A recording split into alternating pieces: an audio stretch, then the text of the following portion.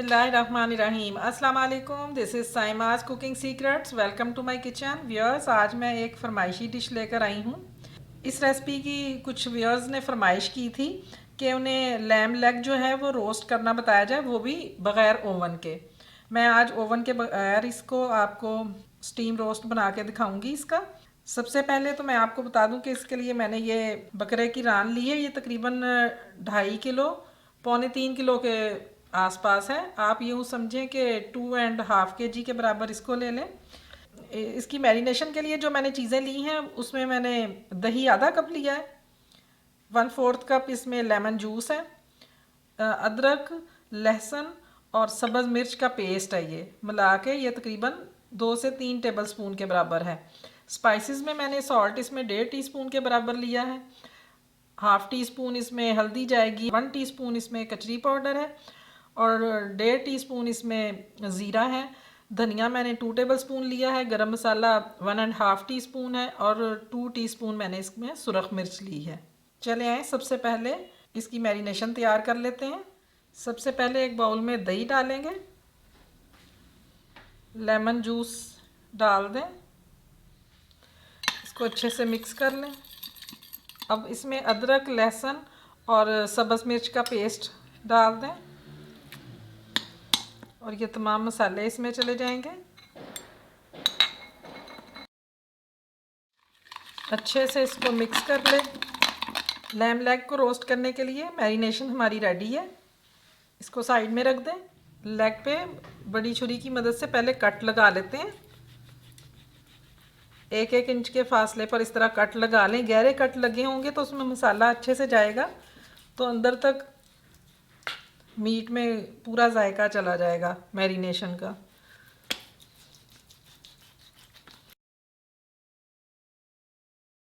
Leg का इस जगह पे जॉइंट है, इस जगह पे भी हम हल्का सा कट लगाएंगे।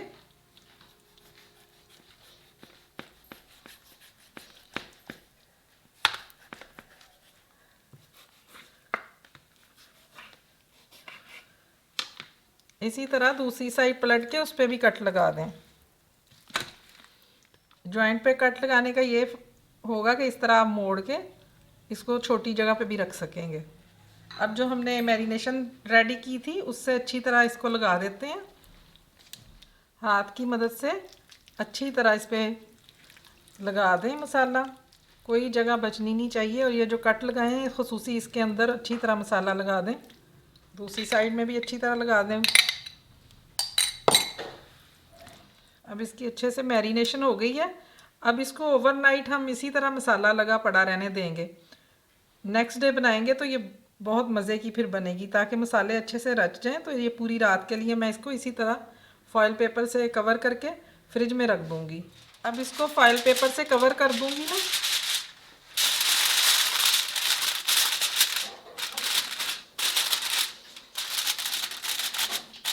अब इसको पूरी रात के लिए फ्रिज में रख देंगे। व्यूअर्स, रान को मैंने रात से ही मसाला लगा के रख दिया था। ये देखिए अच्छे से ये रान जो है वो सेट हो गई है। अब इसको मसाला भी अच्छे से रच गया है। अब इसको दोबारा मसाला ज़रा अच्छी तरह इस पर मल देते हैं। इसमें मैं थोड़ा सा ऑयल भी डालूँगी इस टाइम पे। ऑयल डालने से मीट सॉफ्ट रहता है। दूसरी साइड पे भी ऑयल लगा दें थोड़ा सा। रान अब रेडी है, इसको अब स्टीम होना रख देते हैं। पतीली में मैंने तकरीबन 4 से 5 गिलास पानी डाल लिया और इसमें इस तरह स्टैंड खड़ा कर दिया है। इसके ऊपर अब हम रान रख देंगे।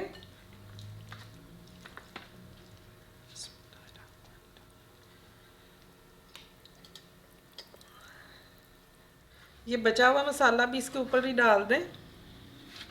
लेग चूँकि काफ़ी बड़ी है तो इस पतीली का अपना ढकना नहीं आ रहा। अब मैं एक परात की मदद से इसको कवर कर दूंगी और ऊपर कोई वज़नी चीज़ रख दें। इस तरह ऊपर कोई वज़नी चीज़ रख दें ताकि स्टीम बिल्कुल अंदर ही रहे। अब तकरीबन हम 1 घंटे के बाद इसको चेक करेंगे। आपने बीच में चेक कर लेना है कि पानी इसका नीचे से खुश्क ना हो। पानी अगर कम हो जाए तो फिर इसमें गर्म पानी डालना है, क्योंकि ठंडा अगर डालेंगे तो टेम्परेचर डाउन चला जाएगा। तो पानी अगर कम हो जाए तो आपने गर्म करके ही उसको डालना है। अब 1 घंटे बाद इसे चेक करेंगे। व्यूअर्स, रान को पकते हुए तकरीबन 1.5 घंटा हो गया। मैंने घंटे बाद देखा था तो ये इतनी गली हुई नहीं थी, तो मैंने आधा घंटा और इसको स्टीम में पड़ा रहने दिया। अब हम चेक कर लेते हैं।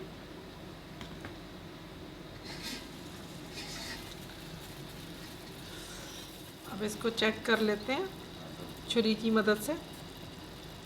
ये देखें, बिल्कुल अच्छे से गल गई है। अब फ्लेम बंद कर दें। अब इसको मैं निकाल लूँगी। एक पैन लें और उसमें थोड़ा सा ऑयल डालें, अच्छे से फैला लें ऑयल को। तकरीबन 4-5 टेबलस्पून मैंने ऑयल डाला है। अब ये जो रान हमारी बिल्कुल गली हुई है, इसको हमने इसमें फ्राई करना है, थोड़ी सी शाइन आ जाएगी। इस तरह इसको घुमाते भी जाएं थोड़ा सा, ताकि एक जैसा कलर आ जाए। अब इसकी साइड पलटते हैं।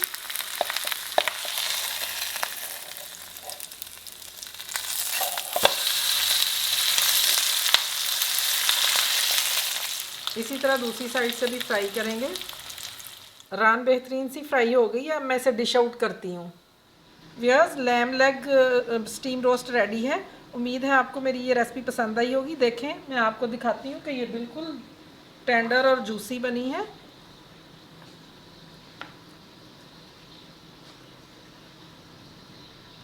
ये देखें, बिल्कुल सॉफ्ट इसका मीट देखें, बिल्कुल सॉफ्ट गल गया। उम्मीद है आपको मेरी ये रेसिपी पसंद आई होगी। और बनानी भी देखें कितनी आसान है। मैंने आपको आराम से आम पतीले में स्टीम रोस्ट बता दिया है और इसको फ्राई करना भी बता दिया है। अब ओवन की ज़रूरत नहीं है, आप ऐसे ही बना सकते हैं।